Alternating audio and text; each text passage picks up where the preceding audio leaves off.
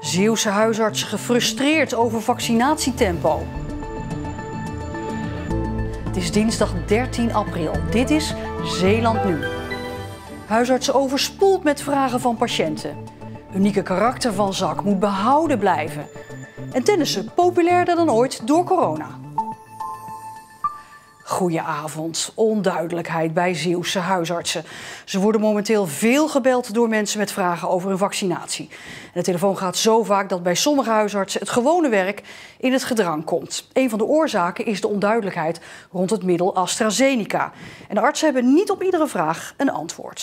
Het zijn eigenlijk wel de vragen van wanneer mag ik nu? En moet het via u of gaat het via de GGD?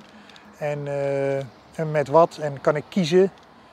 En dat is wel een beetje het gros van de vragen. Hoe zou je deze situatie nou willen samenvatten eigenlijk? Hè? Als je de hele situatie met die stop, nog een keer een stop, dan gaan we niet meer vaccineren onder de 60 met AstraZeneca. Hoe zou je het nou samenvatten, dit? Georganiseerde chaos? Ja? Of ongeorganiseerde chaos? Ja? Ja, het is gewoon onduidelijk. En die duidelijkheid kunnen wij ook niet geven. En die zal echt moeten komen van de RIVM en van de overheid, denk ik. Ja, aangeschoven is Martijn van der Werf. Martijn, wat moet er nou volgens de huisartsen gebeuren? Ja, ze willen vooral antwoorden en duidelijkheid vanuit Den Haag. Het zijn overigens niet alleen de Zeeuwse huisartsen die mopperen. Het is landelijk beeld. En het is eigenlijk ook een signaal wat ze hiermee afgeven. Hé hey jongens, wij zijn een belangrijke schakel in die vaccinatiestrategie. Niet alleen vanwege het inenten, maar ook vanwege het doorgeven van informatie. De patiënten wachten daarop. En als we die informatie kunnen doorgeven, is dat ook alleen maar beter voor het draagvlak. Ja, veel onduidelijker, vooral rond AstraZeneca. Want de inentingen met AstraZeneca, dat ligt al bijna 2 maanden stil, hè? Ja, 7 weken geloof ik dat de huisartsen zeggen. Ja, dat zeggen ze zelf ook met pijn in het hart. Wat ze zeggen, in die tijd in Zeeland hadden we iedereen tussen de 60 en 65 op zijn minst van een eerste prik kunnen voorzien. En de vrees is nu ook een beetje dat deze dagen het bericht uit Den Haag komt. Hé jongens, hier hebben jullie de vaccins. Succes ermee, jullie kunnen morgen starten. Maar er komt nog heel veel bij kijken. De logistieke operatie moet nog wel helemaal worden opgestart. Die hadden ze 7 weken geleden. Dan moeten tenten worden geregeld, medewerkers. Dus dat is niet zo 1, 2, 3 geregeld. En de Dan moet er vrees opeens een spurt komen. Ja, precies. En de vrees is ook dat het de rust voorlopig niet terug gaat keren bij de huisartsen. Martijn van der Werf, dank je wel.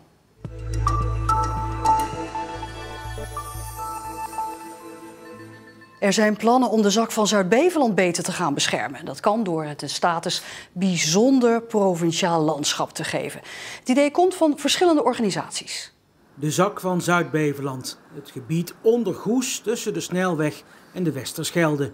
Hier zie je nog het oude landschap met veel natuur, dijkjes, weilandjes en ook veel water. Maar dit is ook de Zak, grootschalige landbouw en ruilverkaveling die het oude landschap lieten verdwijnen.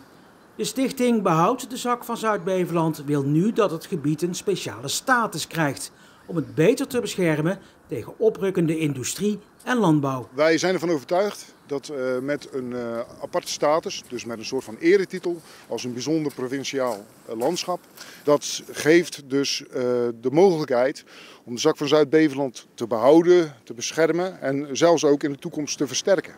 Volgens de stichting is dit nodig omdat het gebied bedreigd wordt. In het noorden hebben wij natuurlijk ook Goes, wat het bedrijventerrein enorm aan het uitbreiden is. Boerderijen die alsmaar groter worden. Ja, wij willen dat afbakenen met groene grenzen eigenlijk. En wij willen ook dat die grenzen gerespecteerd worden. Bij Natuurmonumenten, beheerder van veel grond en zo'n 100 kilometer dijk in het gebied, zien ze een beschermde status ook wel zitten. Ja, alles wat zeg maar bijdraagt aan het versterken en het beschermen van natuur en landschap en ook een stukje cultuurhistorie, daar zijn wij uiteraard voor. En met zo'n nieuwe aanwijzing van zo'n bijzonder provinciaal landschap zou je eigenlijk de aandacht voor het bijzondere landschap weer een beetje kunnen opfrissen. Staat het onder druk?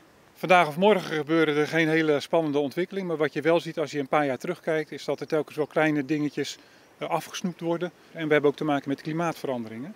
Algemene trend is zeg maar, dat de biodiversiteit achteruit gaat. De burgemeester van Borselen snapt de roep om een beschermde status van de Zak, maar wil eerst weten wat de consequenties zijn. Buiten kijf staat dat we voorzichtig moeten zijn met ons landschap. Maar we moeten geen dingen op slot gaan zetten zonder dat we weten wat we precies op slot zetten. En daarom pleit ik er ook voor om eerst eens te kijken wat is dan die bijzondere status. En hoe kunnen we komen tot dat samenspel tussen landschap en ondernemen, zeg maar. En die twee moeten elkaar kunnen versterken. Wat in ieder geval in de Zak van Zuid-Beveland de afgelopen decennia volgens mij gewoon goed heeft gewerkt is dat partijen elkaar toch hebben gevonden met waardevol cultuurlandschap, met landschapspark Borselen. Boeren hebben kunnen boeren, de recreatieondernemers hebben kunnen uitbreiden, er zijn woningen gebouwd. En met een bijzonder provinciaal landschap kunnen dat soort vigerende dingen ook gewoon doorgaan. En je kan zo'n status vullen met afspraken die je maakt als inwoners, ondernemers, gemeentes, organisaties zoals Natuurmonumenten, provincie. Om te zeggen, nou wij vinden dit belangrijk. Dus wij gaan deze afspraken met elkaar maken om te investeren in natuur en landschap op die en die manier.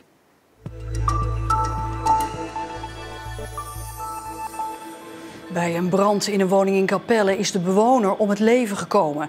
De brand brak gisteravond rond 10 uit in een zorgwoning aan het Verrekenplein. De brandweer kon de bewoner nog uit de woning halen en aan ambulancepersoneel overdragen, maar de man overleed ter plekke. Buren van 2 naastgelegen zorgwoningen moesten de nacht in een verzorgingshuis doorbrengen vanwege de hoeveelheid rook en koolmonoxide. Aan een nieuwe marinierskazerne is inmiddels 1 miljard euro meer uitgegeven dan in 2012 aan de Tweede Kamer is voorgesteld.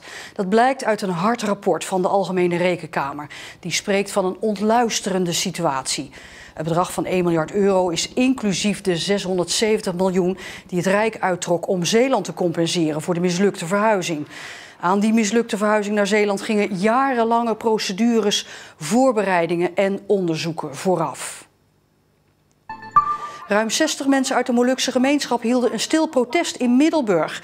Ze herdachten onder andere president Chris Somokiel van de RMS, de Republiek der Zuid-Molukken, die in de jaren 60 door het Indonesische leger werd geëxecuteerd. Er waren Molukse strijdkreten. Maar daarna was het een uur symbolisch stil. Hoe voelt dat voor u als u dan zo die gemeenschap bij elkaar ziet en dat samen roept? Kippenvel. Geweldig. En dat laat ook zien dat RMS nog steeds leeft en de fakkel ten alle tijden blijft branden. Leren terwijl je aan het rennen bent, dat gebeurde vandaag tijdens de Nationale Buitenlesdag van Jantje Beton en natuurorganisatie IVN. Op de Kirreweien in Burghaamstede stond spelling op het programma voor groepen 5 en 6. De leerlingen moesten een ontbrekende letter van een woord bedenken en op een tafel aan de andere kant van het plein opschrijven. Daarbij mochten ze niet getikt worden, want dan waren ze af.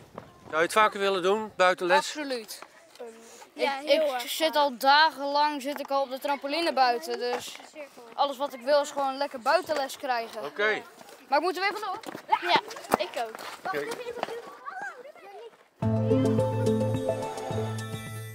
6 leden van de Golden Boys uit Goes fietsen de komende 3 dagen op hun mountainbike zo'n 400 kilometer. Van Katzand naar Ameland. Niet over de weg, maar voornamelijk over strand. Een zware tocht, maar met een goed doel, namelijk een nieuw boothuis voor de KNRM.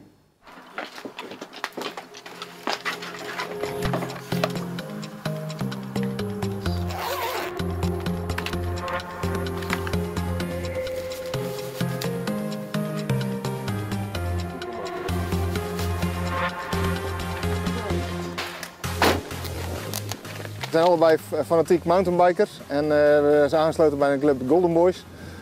Met nog 4 anderen gaan we dit doen overigens. Wij beiden fietsen heel graag over het strand. Dat vinden we gewoon echt mooi om te doen. Je kan ook wat snelheid maken. Het is heel technisch in het losse zand. En ja, we konden voor de rest eigenlijk geen tripje doen dit jaar in verband met corona. Maar we hebben toch gekozen om een uitdaging aan te gaan. En vandaar over het strand van Katzand naar Ameland. We zochten eigenlijk, daar begon het eigenlijk mee, een overtocht van de eilanden op de Waddeneilanden van de ene naar het andere eiland. En we kwamen uit bij de KNRM en ja, wij vonden ook eigenlijk van ja, als we dan toch een uitdaging aangaan, waarom geen goed doel eraan vasthouden. Dus vandaar dat we in contact gekomen zijn via een Zeeuw volgens mij, Ad. Ja, via een Zeeuwse KNRM-man en die heeft ons geleid naar een fondsenwerven van de KNRM en zo zijn we op het goede doel gekomen. Ja.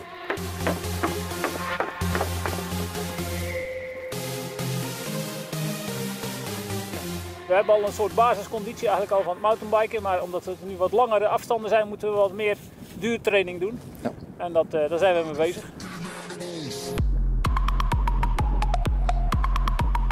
Ik verwacht dat we ongeveer 20 km per uur hopen te halen. En je hebt af en toe nog een tussenstopje natuurlijk, dus we zitten toch wel 6, 7 uur, 7, 8 uur op de fiets. Hè? Ja, dus van begin tot eind is een etappe denk ik al 8 uur onderweg.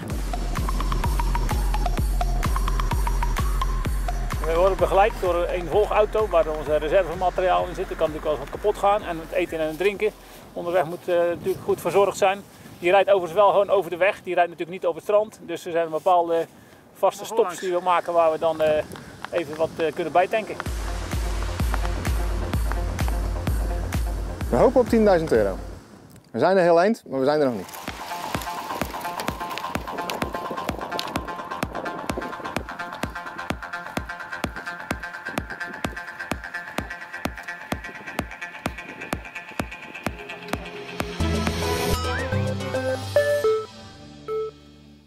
Voor veel sportclubs is het nog altijd behelpen in tijden van corona. Maar toch is er ook goed nieuws. Want het aantal mensen dat lid wordt van een tennisclub neemt toe. Vooral teamsporters die door corona niet kunnen spelen weten de weg naar de tennisbaan te vinden. De coronaversoepelingen werden met gejuich ontvangen door tennisliefhebbers. Want sinds 16 maart mogen er weer 4 spelers op de baan staan. De sport is namelijk bijzonder coronaproof. Zoals je achter mij ziet, de ruimte die je hebt op de banen. Dus je komt niet of nauwelijks met elkaar in contact. Er zijn voldoende meters, vierkante meters om het zo maar te zeggen, om deze sport te beoefenen. En we waren ook de eerste in Nederland die weer met deze sport aan de slag mochten. En van dat voordeel proberen tennisclubs te profiteren, juist nu veel mensen snakken naar sportieve afleiding. Bij MLTC in Middelburg werden tennismakingsdagen georganiseerd. Mensen zijn tegenwoordig beperkt in het uitoefenen van hun sport. Weten niet zo goed wat ze ermee aan moeten, wat ze moeten gaan doen. We hebben een introductielidmaatschap, €45. Dus kun je die 3 maanden lang gewoon tennis proberen. En dan kun je besluiten na die 3 maanden van nou, het is wel iets voor mij of het is niet iets voor mij. Voor corona liep het aantal tennissende Nederlanders sterk terug. Maar nu zit de sport weer in de lift.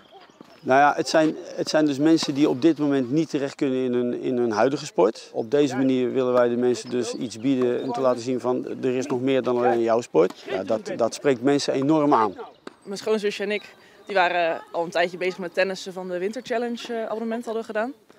En ja, we vonden het heel leuk, maar we konden er eigenlijk niet zo heel veel van. Dus we dachten misschien is dit een leuke mogelijkheid om wat erbij te leren. Zeker zo'n tenniskliniek is gewoon geweldig. Je hebt daar ook een diversiteit. En je kunt daar met elkaar gewoon heel veel plezier beleven. Jan van Ochten stond voor het eerst in 35 jaar weer op de baan. En ook voor Esmee Kopolse was het lang geleden. En ik heb ooit een jaartje getennist, zomaar wat lesjes gedaan. En ja, daarna eigenlijk nooit meer, terwijl ik het wel heel leuk vond, maar ook gewoon geen tijd meer voor gehad. Nu was er door corona plots wel de tijd om het racket weer eens op te pakken. De korfbal stopte en wij zaten een beetje stil en dat vonden we niks. Dus we dachten, we gaan ons een keer inschrijven en we zien het wel. En het beviel eigenlijk heel goed. Tennisclubs moeten nieuwe leden enthousiast maken, maar een toernooi organiseren of een drankje na afloop, dat zit er nog niet in. Nu wij weten dat de competitie wederom is uitgesteld, gaan wij zelf als tennisschool iets organiseren. Dat zullen dan trainingswedstrijden zijn. En op die manier toch de mensen enthousiast te houden.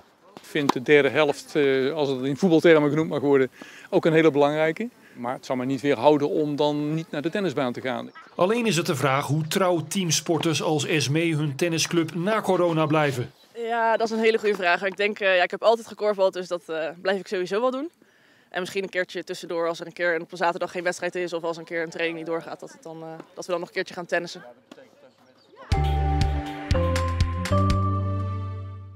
Nachtvorst zorgde vanochtend voor een koude start in Zeeland. In het oosten van Zeeland waren er nog buien. Dichter bij de kust bleef het droog. En ook morgen opklaringen aan zee en een regenbui in het binnenland. Donderdag dan zien we meer regen. En tegen het weekend wordt het dan weer beter. En tot zover deze Zeeland nu nog een hele fijne avond en graag tot morgen.